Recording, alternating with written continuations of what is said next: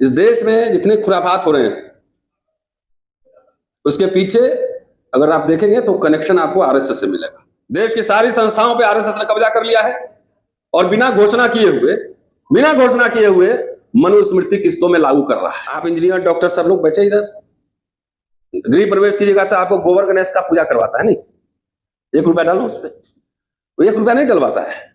वो testing machine है, lab है, ये एम्स से पढ़ के आया है, IIM से पढ़ के आया है, देखते हैं क्या करता है, साइंस पढ़ा है, साइंटिस्ट है। अगर 1 रुपया वो डाल दिया उस पर, नमस्ते कर लिया, वो 7वीं पास पुरोहित जो है ना समझ लेता है भले ही डॉक्टर इंजीनियर IAS बन गया है लेकिन इसके दिमाग में गोबर ही है, इसका टेस्टिंग करता है। खुलेआम बाबा सब कह रहा है, एक बाबा पता नहीं कौन है ना बाबा है, कहता है करंट नहीं लगता है जनेऊ पे। मैंने कल लिखा था कि थोड़ा टेस्टिंग इसी बाबा पे होना चाहिए, करंट लगता है कि नहीं लगता। भारतीय संविधान, भारतीय गणराज्य एक तरफ और मनुस्मृति संघ परिवार हिंदू राष्ट्र एक तरफ, दोनों में जब लड़ाई हो रही हो आमने सामने, तीसरा कोई जगह नहीं है। इस देश में जितने खुराफात हो रहे हैं उसके पीछे अगर आप देखेंगे तो कनेक्शन आपको आरएसएस से मिलेगा। मैं ये बात क्यों कह रहा हूं? जो वोट का अधिकार है ये एक दिन में नहीं मिला है। पहले 1909, 1919, 20 Simon commission, round table conference, 1935 का एक्ट जिसको बेसिस पे संविधान आगे बना, फिर कैबिनेट मिशन, संविधान सभा। तो संविधान लागू होने से पहले जो वोट का अधिकार था सबको नहीं था, उस पर शिक्षा और संपत्ति ये 2 क्राइटेरिया होते थे कि आपको इतना शिक्षित होना है, उतना टैक्स पे किया है। वो आंकड़े आप देख लेंगे, हम सिर्फ आइडियाज पे बात कर रहे हैं। और डॉक्टर अंबेडकर जब साउथ बोरो कमेटी आई 1919 में, तो वो पहला एक पब्लिक अपीयरेंस है डॉक्टर अंबेडकर का, लिखित दस्तावेज भी उन्होंने दिए, मेमोरेंडम दिया, ज्ञापन दिया और कमीशन के सामने पेश हुए और मौखिक बात भी कही उन्होंने। आप पढ़िए, सब किताब में अवेलेबल है। मेरी अभी एक किताब आई है अंबेडकर और संसदीय लोकतंत्र, वो दस्तावेज मैंने डाल दिया उसमें। तो डॉक्टर अंबेडकर ने कहा कि आप हजारों साल से, और अंग्रेजों की भी उन्होंने आलोचना की, कि जब आप दलितों को पढ़ने ही नहीं देते हैं तो उससे शिक्षा संबंधी योग्यता की अपेक्षा क्यों करते हैं? जब उनके लिए पैसे कमाने के रास्ते बंद हैं, दलित व्यापार नहीं कर सकते हैं, दुकान नहीं खोल सकते हैं, तो धन की जो योग्यता है उससे आप क्यों एक्सपेक्ट करते हैं? और एक आम व्यक्ति भी जो पढ़ा लिखा नहीं भी है, उसमें इतना व्यवहारिक ज्ञान होता ही है कि अपने आसपास की समस्याओं, यह हमने देखा है गांव में, आप चल के देखिए तो पढ़ा लिखा नहीं है लेकिन समझ बहुत होती है, अपने आसपास की समस्याओं को बेहतर समझ सकता है और बेहतर तरीके से रख सकता है। एक पढ़ा लिखा व्यक्ति भी कई बार ऐसा नहीं कर सकता है। तो शिक्षा 2 धारी तलवार है, वो कहते हैं। बोले पढ़े लिखे लोग तो रहे यहां पे, लेकिन इतना अत्याचार भी होता रहा ना, जितने जुल्म हुए दलितों पर, वो तो पढ़े लिखे लोग तो थे ही, अभी भी है। तो शिक्षा किसको और कैसे दे रहे हैं इस पे निर्भर करेगा कि शिक्षा का क्या इस्तेमाल करेगा। अगर वो खराब आदमी हुआ तो दूसरे पर अत्याचार करेगा, उसका पैसा ठगेगा, उसको केस में फंसाएगा। और व्यक्ति अच्छा हुआ तो उस शिक्षा का इस्तेमाल मानवीय विकास के लिए करेगा, मानवता के लिए करेगा। ये बात सही भी है कि सबसे ज्यादा खूंखार जातिवाद तो आपको मिलता है इंजीनियरिंग कॉलेज में, मेडिकल कॉलेज में, यूनिवर्सिटीज में, सबसे खूंखार। यह कारण नहीं है कि IITs और मेडिकल कॉलेजेस में बच्चे सुसाइड करते हैं, बहुत खूंखार तरीका है उसका। अरे गांव में तो झगड़ा भी करता है तब भी चौक पे बैठ के दोनों तंबाकू खा लेता है साथ में, 10 दिन बाद फिर बैठ के तंबाकू खाता मिलेगा। लेकिन जो पढ़े लिखे लोग हैं वो महीन काटते हैं, महीन, है ना। आपकी दिमाग की नसें तो ऐसे ऐसे हाई हाई वोल्टेज टेंशन में ले जाएगा, और इतना ले जाएगा कि आप नसें फट जाएंगे, इसीलिए बच्चे सुसाइड करते हैं। नीट का जितना पेपर लीक हो रहा है, पेपर चोर, ये सब पढ़े लिखे लोग हैं। 20-22 बच्चे कितना सुसाइड किए हैं, आपके सामने है। अब तभी निर्लजता से लोग कह रहे हैं हमने बच्चों को माफ करिए। अरे बच्चे माफी मांग रहे हैं आपसे, आप माफी मांगो देश से। 152 पेपर लीक्स, और राम मंदिर में वो क्या कहते, पैसा भी, चंदा भी लीक हो रहा है। तो पढ़े लिखे, ये पूरा आर्गुमेंट था उनका। मेरा कहने का तात्पर्य ये है कि जो आपको वोटिंग राइट मिला है, वो एक लंबी प्रक्रिया का संघर्ष है, तब जाके आपको एडल्ट फ्रेंचाइज मिला है।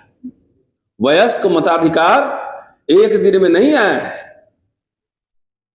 वो तकरीबन 40-50 साल का संघर्ष है,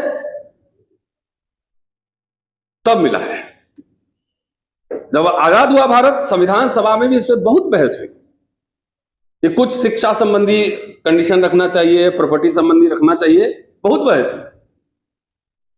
प्रोफेसर केटी साहब थे जो थे हाउस में, उन्होंने तो ये भी कहा कि एमएलए एमपी बनने के लिए भी कुछ एजुकेशनल पैरामीटर होना चाहिए। डॉक्टर अंबेडकर कैटेगरिकली डिनाइड, और बोले नहीं, सबको वयस्क मताधिकार होना चाहिए, जो भी एक एज के ऊपर है सबको मिलना चाहिए। और बहुत संघर्ष के बाद ही आया। तो मैंने कहा आरएसएस को समझना पड़ेगा। तो आरएसएस क्या इसमें कह रहा है? 26 नवंबर 1949 को संविधान अंगीकार किया गया। ये ऐतिहासिक जगह है, यहीं पे पूरी सब बैठक हुई थी। यही इसीलिए कॉन्स्टिट्यूशन क्लब कहते हैं ना इसको। 30 नवंबर 1949 को आरएसएस ने ऑर्गेनाइजर में लेख छापा। आज लेके नहीं आया हूं, मेरे जेब में कागज रहता है, वो शायद हमारे के पास व्हाट्सएप में हो, ऑर्गेनाइजर का वो आर्टिकल लिखता है और कहता है कि चूंकि यहां बहुत पढ़े लिखे लोग नहीं हैं, तो इसलिए वयस्क मताधिकार से बहुत अधिक होप नहीं किया जा सकता है। ये प्रिंटेड है। इसका मतलब क्या हुआ कि वयस्क मताधिकार नहीं रहे तो चलेगा, बहुत अधिक उम्मीद नहीं की जा सकती है। कि आम लोगों में समाज, राजनीति, अर्थव्यवस्था के बारे में समझ कम होती है। सोचिए जरा सा, कम होती है, इसलिए हम वयस्क मताधिकार से बहुत ज्यादा उम्मीद नहीं कर सकते। ये इनका जेनेसिस था, क्योंकि आरएसएस उसी आर्टिकल में लिखता है कि इसमें भारतीयता संविधान में कुछ भी नहीं है, और इसमें मनुस्मृति का जिक्र नहीं है। इतनी महान हमारा संविधान था, मनुस्मृति वो बात कर रहा है वहां। तो मनुस्मृति अगर लागू हो जाए तो क्या वोटिंग राइट रहेगा? नहीं, उसमें भी कैटेगरी है। जनेऊ पहनने में भी कैटेगरी है। कौन किस तरह का जनेऊ पहनेगा ये भी डिफाइंड है। कौन 4 धागा, कौन 5 धागा, कौन 3 धागा, कौन पीला रंग का, कौन सफेद रंग का, ये भी समझिए। अब टॉयलेट जाते हैं तो कान पे लगाते हैं ना, वो क्यों लगाते हैं? वो इसलिए लगाते हैं कि वो देख के पता लग जाए कौन जात का है। नहीं, वो उसमें 3 धागे का रहेगा ना, तो पता लग जाता है कि वैसे को 3 धागे का पहनना है। जी, इतना बड़ा साइंटिस्ट है लोग। जैसे आप इंजीनियर, डॉक्टर, सब लोग बैठे इधर, गृह प्रवेश कीजिएगा तो आपको गोबर गणेश का पूजा करवाता है, नहीं? 1 रुपया डालो उस पर, वो 1 रुपया नहीं डलवाता है। वो टेस्टिंग मशीन है, लैब है। ये एम्स से पढ़ के आया है, IIM से पढ़ के आया है, देखते हैं क्या करता है। साइंस पढ़ा है, साइंटिस्ट है। अगर 1 रुपया वो डाल दिया उस पर और नमस्ते कर लिया, वो 7वीं पास पुरोहित जो है ना, समझ लेता है भले ही डॉक्टर, इंजीनियर, IAS बन गया है, लेकिन इसके दिमाग में गोबर ही है। इसका टेस्टिंग करता है।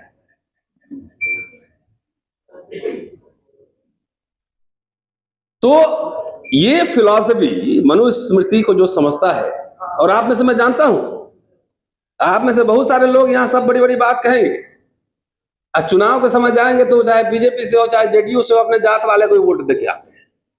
इसीलिए आपका ये हाल है, बुरा हाल है ना? जाएंगे यहां से तो सब बड़ी बड़ी बात हो जाएगी।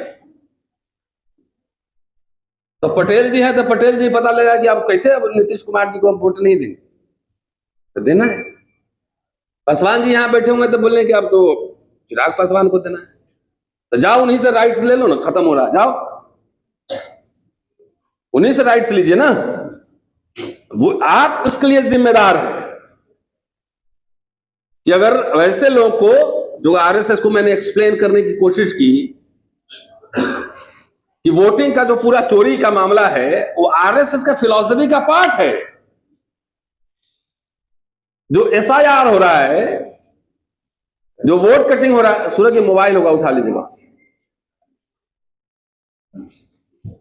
जो एसआईआर हो रहा है, स्पेशल इंटेंसिव रिवीजन, जो वोट कट रहा है, बेसिकली ऑर्गेनाइजर में जो आर्टिकल छपा था उससे उसका रिश्ता है, उसी से रिश्ता है। तो एक बात क्लियर है कि इसके पीछे कौन लोग हैं। अभी जब से बीजेपी आई है तरह तरह का एक्सपेरिमेंट हो रहा है। संविधान खुलेआम बाबा सब कह रहा है, एक बाबा पता नहीं कौन है, ना बाबा है, कहता है करंट नहीं लगता है जनेऊ पे, और एक बाबा है जिसको देखो जब निकलता है बोलता है कि इसका गुर्दा निकाल लेंगे, इसका कलेजी निकाल लेंगे। कौन है? परमहंस। ये पप्पू यादव को जो मार के नहीं आया, क्या करेंगे वो करे, मेरा भी गुर्दा निकलवा रहा था।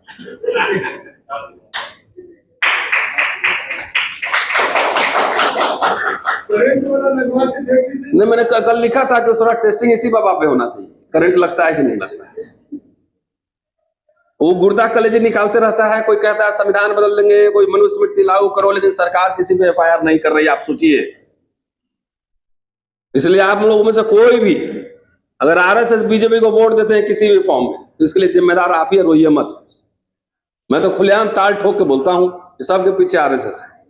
देश की सारी संस्थाओं पे आरएसएस ने कब्जा कर लिया है, और बिना घोषणा किए हुए मनुस्मृति किस्तों में लागू कर रहा है।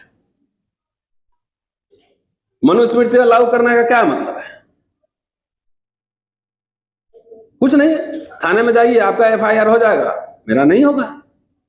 न्यायालय में जाएंगे, आपको न्याय मिल जाएगा, मुझे नहीं मिलेगा। Show me your face, I will show you the rules, show me your cast, I will show you the rules. तो मनुस्मृति में तो वर्ण व्यवस्था के हिसाब से सजा है ना, अधिकार है। तो ये बात समझिए। कहां गया अनिल पटेल? इधर चला गया क्या? तो जात का नेता, देखिए मर्सिडीज गाड़ी जब बनती है, चाहे कोई भी कार, तो जो कंपनी है मर्सिडीज, वो टायर और ट्यूब सब नहीं बनाती है ना।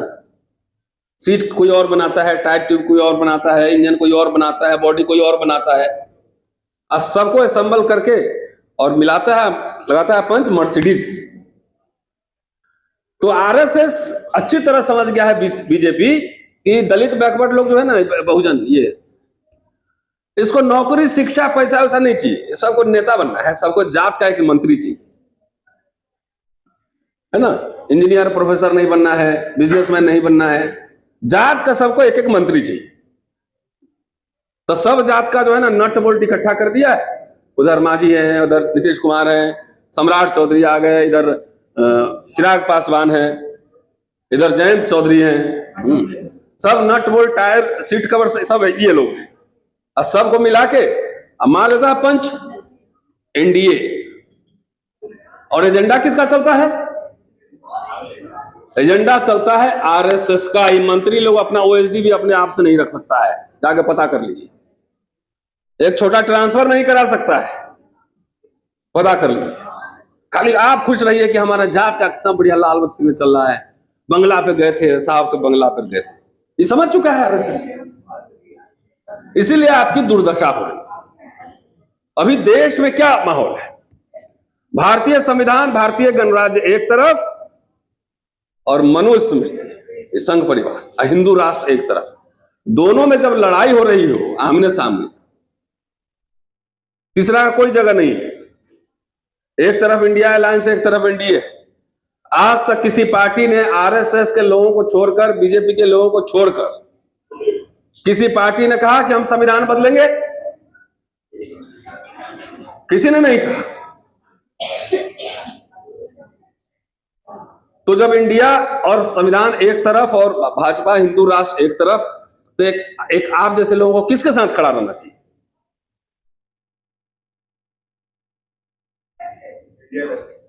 नहीं रहते हैं ना सब। जा कोई पटेल उधर एनडीए में है तो कोई उधर है, जात के हिसाब से वोट देते हैं आप, इसीलिए ये हालत है। मैं तो कल भी मुजफ्फरपुर में 1.5 घंटा बोल के आया हूं, मेरे बड़े भाई भी बैठे हुए थे मीटिंग में। हमने कहा भाजपा से ये भी चुनाव लड़ेंगे तो 1 लाख खर्चा करके जाके इनको हराने कैंपेन करने जाऊंगा, बार बार इस प्रोग्राम में हम कहते हैं, लेकिन तब भी हमारे लोग जगते नहीं है। कितना बढ़िया यहाँ रेखा गुप्ता को वोट दिए थे कूद कूद के, बुलडोजर कहां चला? दिए थे कि नहीं? इसमें से बहुत लोग दिया था, मुझे पता है। तो बुलडोजर पहले अभी में चला, अब बस में जो है बोट बना दिया यहाँ पे, है ना, लो मजे लो।